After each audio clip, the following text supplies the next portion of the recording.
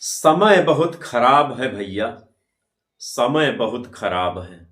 आज के समय में लोग रिश्ता छोड़ देत हैं लेकिन अपन जिद नहीं छोड़त। अपन जिद नहीं छोड़त। घुमची जर भले जाए लेकिन वह का रंग न जाए। 2024 तो चला गवा भैया, जान ही नहीं मिला कब यहवर से आए और वहवर गए। पता नहीं चला तनिको, ऐसे यू चले जाई हैं। 2025 ऐसे चला जाई, जान ही न मिली कब आए कब गए। आदमी सारे संसार के दुख सह लेत है, वह का कौनो फर्क नहीं पड़त है। लेकिन घर के अंदर के कलेश, यानी घर के कलेश वह के आत्मा का झकझोर के धई देत है।